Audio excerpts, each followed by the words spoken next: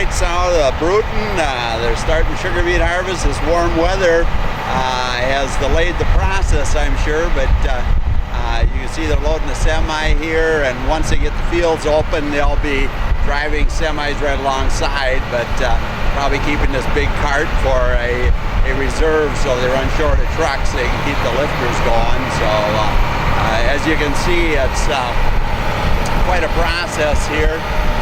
They'll put 25 to 30 ton of beets on this semi. Usually they have a 10% overload for these guys in the fall. They got enough axles, enough tires, but as you can see, it's kind of a fast process. And we're in irrigated country here south of Bruton, so you can see their beets are really nice and clean, but these new machines do a good job of getting them clean anyway. But just give you a little idea of what goes on in the country here for you folks in the Twin Cities as well as Alexandria.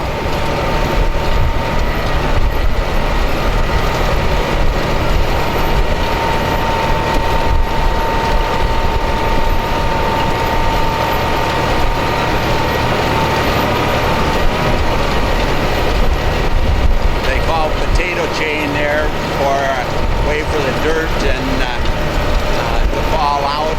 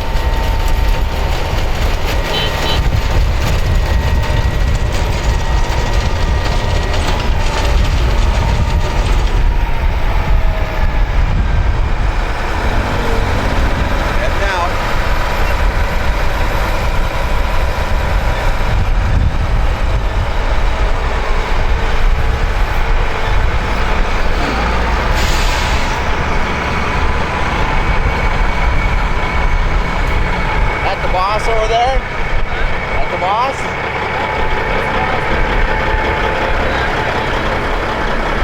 Hey there. I don't know if I want to be on camera. Oh yeah, you got to. You're fall harvest. Alan from Informed TV in Alexandria and Minneapolis. Good job. Just wondering, you're just starting the beet harvest, are you just opening fields, or are you beyond that already? Well, we're just getting started full harvest now. What's the beet crop look like? Real good around here. That's kind of what I heard. That's for the Renville plant you go to? That's right. And do you have a piling station in this area fairly close? No, we got to go 50 miles south to Raymond area, 45 miles south to Raymond. Okay. And we're up in the irrigation district. The northern end of the beet co-op is all irrigated, so we have probably the irrigated beets are going to be the best yielding beets because of the lack of moisture down south. The Renville area was awfully dry all summer. Yeah, I did talk to a guy there by Hector, and he said the beets weren't very good there too. Yeah, so.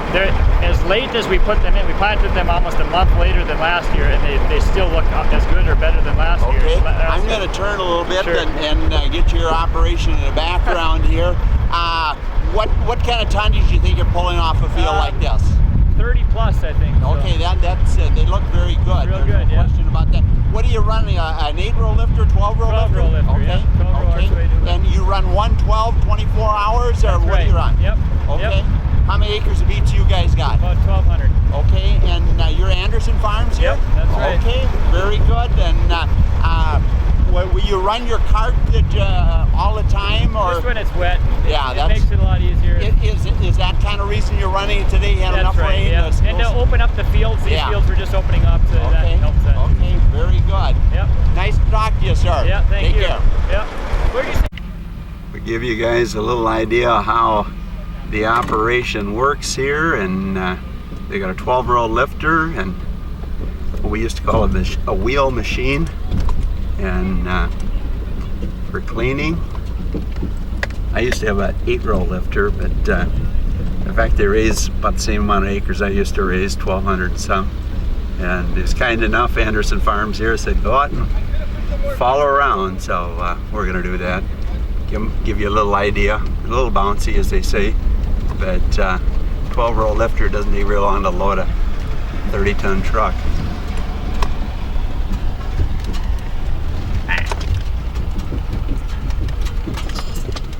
They've had that rain through here, he said, so they were using the cart partially for that, and as you can see there, truck goes alongside with a 12-row lifter. It doesn't take very long to fill a semi. And when beets come out, as these are, folks, they're definitely 30-plus ton beets. And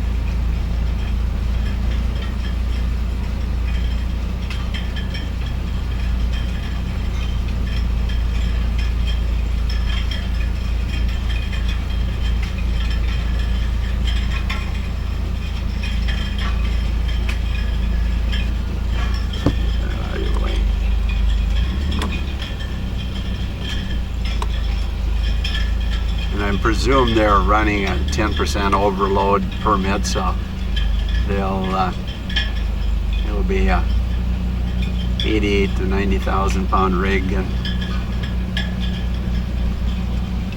probably 30 ton of beets in there.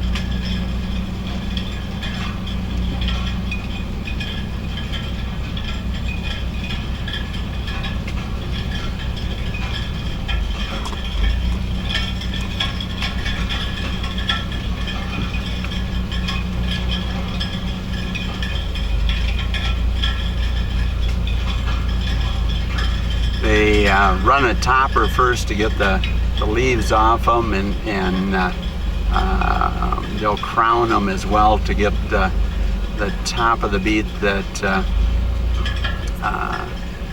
has, or at least a partial crown anyway, to get the clump where the leaves come out of. And as you can see, we're in irrigation in southern Minnesota, and in fact the valley, Minnesota, North Dakota, sugar beets, there's be a small percentage of them that are irrigated, but there's no question these are 30-plus ton beets here.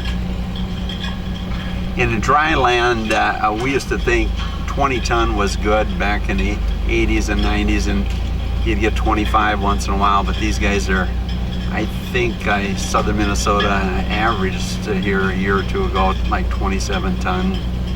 So, and in California they'll get, where they don't raise many beets anymore, but I mean they would get some 40-50 ton yields, but nationwide I think the national average is about in the 25 plus ton range, someplace like that, 25 to 30. Take very long to load a truck.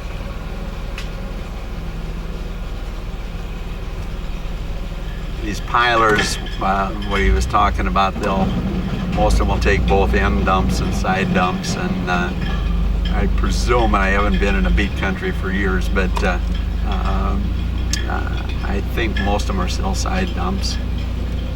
And then they got a combination of some belly belt trucks that you see, and we'll just give you a little idea of what they look like before the topper hits them. We'll have to see if there's a topper around here someplace.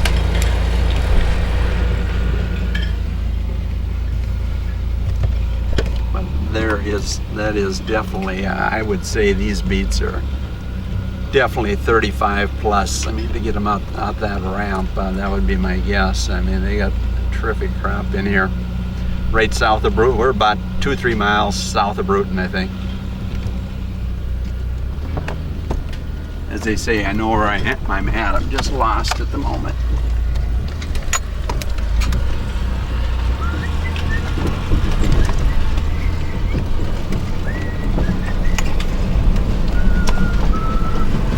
Oh, they're going over irrigation tracks here. That's what it is.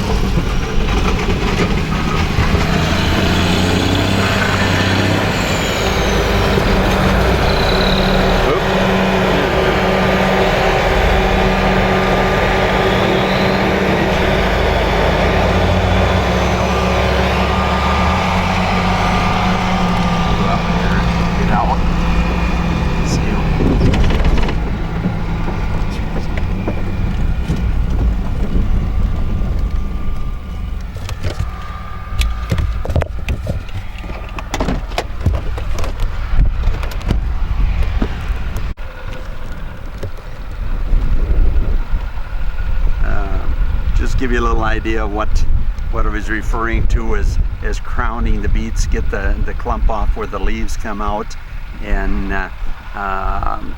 they got beaters to get that excess leaf area off, because it has no value. It's basically like celery, just all water, and affects the storage of these sugar beets. And but they got a beautiful stand here, and obviously a beautiful crop. Getting a tractor to pull them. I'll give you a little idea here. Should be able to show you. See the beet itself.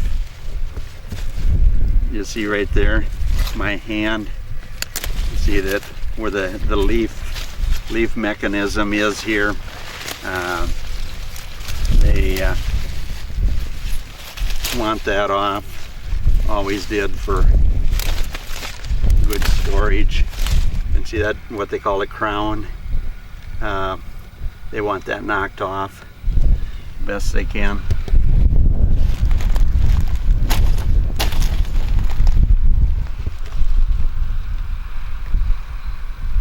I don't know where they got the topper going.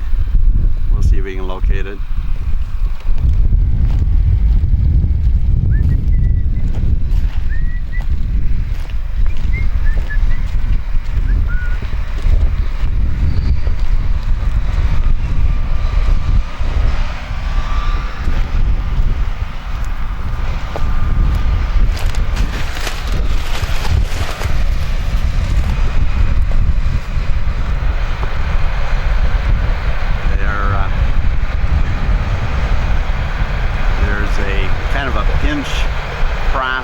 With these lifters, it's lifter wheels, we call them, and then you go over what you call grab rolls to get the excess dirt and any stems and that kind of stuff off. Let them go by you, then you roll it over. You can see the wheels.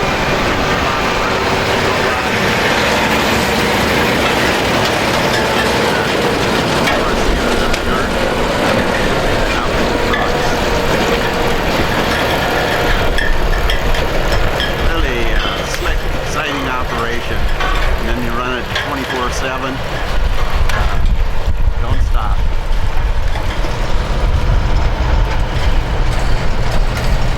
Here's the typical side dump. I used to have 6 trailers like this, and where they go in and tip the whole truck sideways.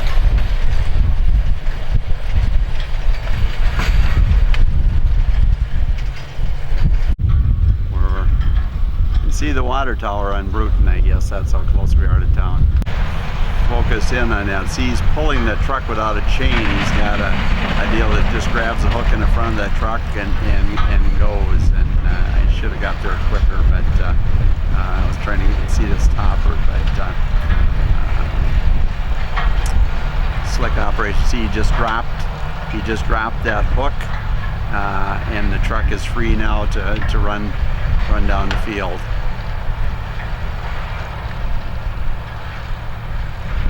Hopefully he doesn't hit a soft spot.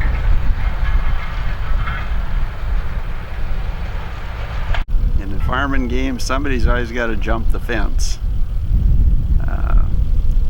Cattle love those crowns. So do deer, guys. If you want a real bait getter to get some deer into your stand, stop at a beet field and get some of those beet crowns that they chip off.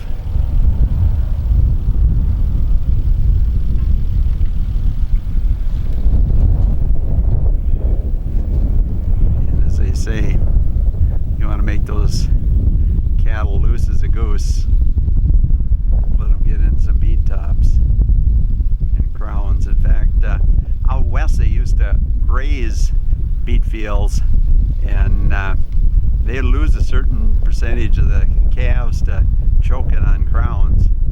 Not a high percentage, but they would lose some. When I was on American Sugar Beet Growers Board, those guys, when we go out to Texas and west Idaho and stuff, at meetings, they would definitely lose some cattle when they were letting them graze on these crowns.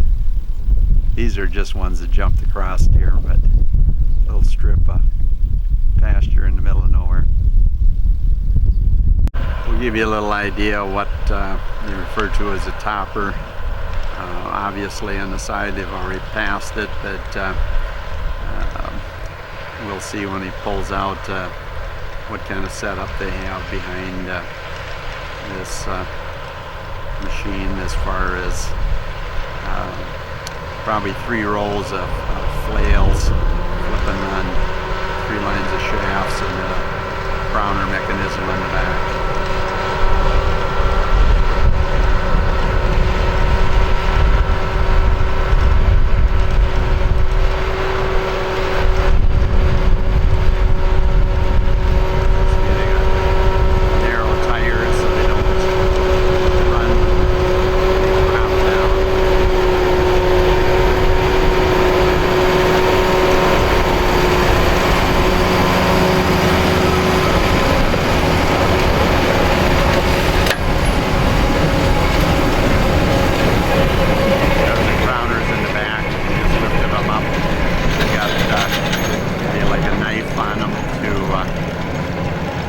Clip the crown of beets off.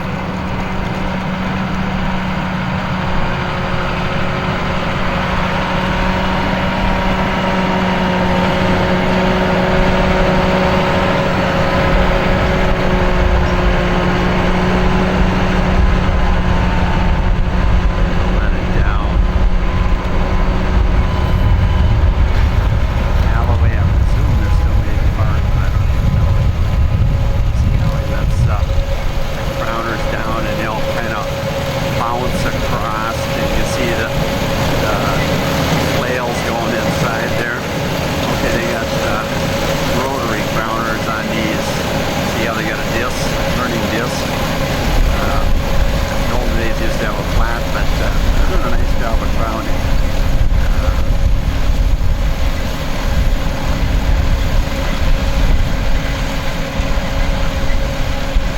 As they say, we'd actually have in this heavy cover, we used to have pheasants that would stay in. Every once in a while you get a rooster pheasant, he would sit tight, and then you'd go through that topper, and even though there are rubber flails in there, obviously his goose would be cooked when he got out. But so it's an interesting operation.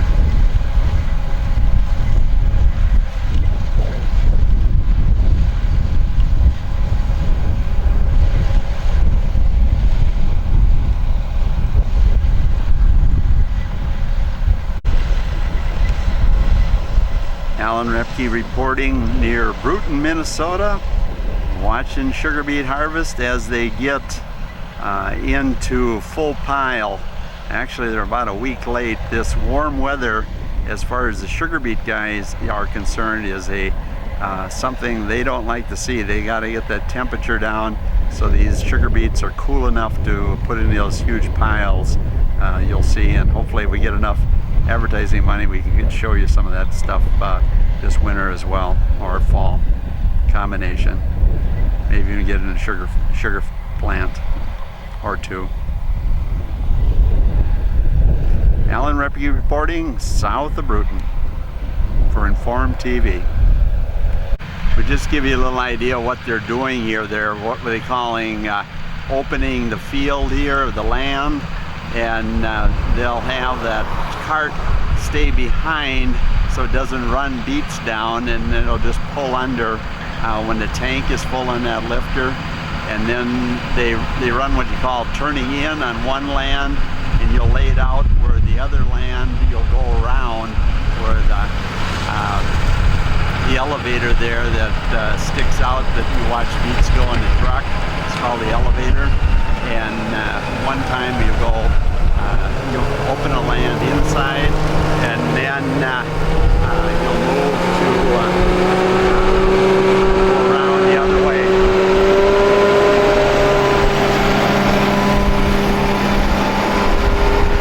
You see all the shafts on top.